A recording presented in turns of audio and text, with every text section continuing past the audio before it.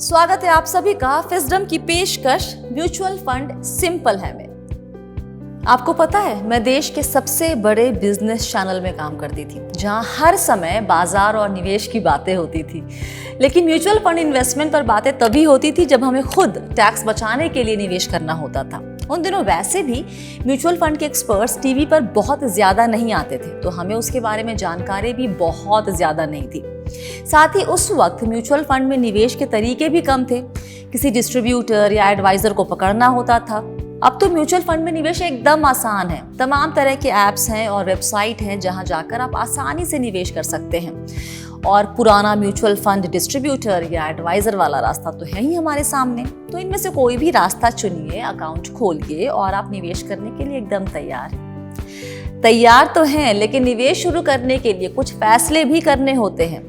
AMC यानी asset management company कौन सी होगी, फंड कौन सा होगा, निवेश कितना करना है, ये सब बात आपको हम बताएंगे। लेकिन सबसे पहले एएमसी क्या है? बहुत ही सीधा सरल जवाब है कि एएमसी वो कंपनी है जो म्यूचुअल फंड को चलाती है और आप निवेश के लिए जो पैसे डालते हैं उसकी जिम्मेदारी वो लेती है। जैसा कि मैंने पिछली बार यानी पहले वीडियो में आपको बताया था कि म्यूचुअल फंड एक बस की तरह है जो कि आपके निवेश को लक्ष्य तक ले जाता है। तो ये समझ लीजिए कि एएमसी वो कंपनी है जो उन बसों को ना सिर्फ चलाती है बल्कि नए बसें भी नई रूट के लिए लेकर आती है। हर एसेट मैनेजमेंट कंपनी अलग अलग लक्ष्य के लिए अलग अलग बस चलाती है, जैसे इक्विटी यानी शेयर बाजार वाली बस, या फिर डेट यानी कर्ज बाजार वाली बस। इक्विटी में भी लार्ज कैप या फिर मिड कैप वाली बस, आपको इन सब में से चुनाव करना होता है। तो सबसे पहले आप एसेट मैनेजमेंट कंपनी को चुनते हैं, उसके बाद एक सही फंड को। एसेट मैनेजमेंट कंपनी को हम लोग बोलचाल की भाषा में फंड हाउस भी कहते हैं। हमारी म्यूचुअल फंड इंडस्ट्री में फिलहाल 43 फंड हाउस। आगे बढ़ते हैं। आप जब किसी फंड में निवेश करेंगे तो आपको उस म्यूचुअल फंड की कितनी यूनिट्स मिलेगी ये जानने के लिए आपको अपने कुल निवेश की रकम को उस म्यूचुअल फंड स्कीम की नेट एसेट वैल्यू यानी NAV से डिवाइड करना पड़ेगा। एक नजर डाल लेते हैं NAV की परिभाषा पर। सरल शब्दों में NAV यानी कि net asset value mutual fund की एक यूनिट खरीदने की कीमत है। ये डेली बेसिस पर कैलकुलेट होता है। इसके कैलकुलेशन के लिए दिन के अंत में फंड में शामिल सभी सिक्योरिटीज की क्लोजिंग प्राइस के आधार पर सिक्योरिटीज की वैल्यू निकाली जाती है।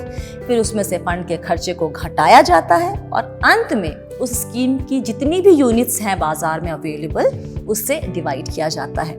तो फॉर्मूला हुआ NAV का सभी एसेट की वैल्यू माइनस खर्चा डिवाइडेड बाय यूनिट्स की संख्या। ध्यान रखिए, NAV कम या ज्यादा का मतलब सस्ता या महंगा फंड नहीं होता है। इस बात को एकदम दिमाग में बैठा लीजिए। इसलिए स्कीम चुनते वक्त NAV के आधार पर आप स्कीम चुनने का फैसला कभी नहीं करेंगे। तो आगे बढ़ते हैं। अब पैसे आपके निवेश हो गए, यूनिट मिल गई, लेकिन बस यानी फंड आपके निवेश के लक्ष्य तक पहुंच जाए, इसके लिए एक अच्छा और अनुभवी ड्राइवर चाहिए जो सही रास्ता पकड़े, सही समय पर ब्रेक लगाए या रोके और सही रफ्तार से चले। तो ये ड्राइवर कौन होता है? ये होता है हमारा फंड मैनेजर। ये वो इंसान है जो ये फैसला करता है कि स्कीम में कौन कौन से स्टॉक या सिक्योरिटीज खरीदी जाएंगी या बेची जाएंगी, कब खरीदी और बेची जाएंगी, किस क्वांटिटी में खरीदी या बेची जाएंगी। उसका काम है कि अपने एक्सपर्टीज का इस्तेमाल करते हुए पैसे इस तरह से निवेश करे कि हम निवेशकों को अच्छी खासी कमाई हो। अब फंड मैनेजर जो कुछ भी खरीदता या बेचता है उसके लिए पैसे कहाँ से आते हैं? जाहिर सी बात है कि वो अपनी पॉकेट से तो पैसे नहीं लगा रहा। हम और आप जैसे निवेशक पैसा देते हैं, वही पैसे फंड मैनेजर कहीं और निवेश करता है। तो आप, मैं और हमारे जैसे लाखों और निवेशक के पैसे जो एसेट मैनेजमेंट कंपनी के पास होते हैं उसी को हम लोग कहते हैं एसेट अंडर मैनेजमेंट यानी AUM। तो फंड मैनेजर के अनुभव में ये देखना भी बहुत जरूरी है कि उसने कितने बड़े AUM और छोटे एसेट अंडर मैनेजमेंट वाले फंड मैनेज किए हैं आज तक। तो AMC, AUM, NAV सब समझ में आ गया। यहाँ पर एक बात और समझ लीजिए, हम लोग फंड हाउस को पैसा देते हैं अपना कि लो भाई ये मेरा पैसा निवेश करो। अब क्या गारंटी है कि ये लोग मेरा पैसा लेकर भाग नहीं जाएंगे? ये फंड हाउस हम निवेशकों को उल्लू ना बनाए, ये कौन इंश्योर करेगा? ये इंश्योर करेगा शेयर मार्केट रेगुलेटर सेबी। साथ ही इन फंड हाउस का एक अपना एसोसिएशन भी होता है, एम्फी, यानी the association of mutual funds in India, जिसका उद्देश्य है म्यूचुअल फंड इंडस्ट्री को सही तरीके से बड़ा और बेहतर करना और निवेशकों में म्यूचुअल फंड को लेकर जागरूकता फैलाना।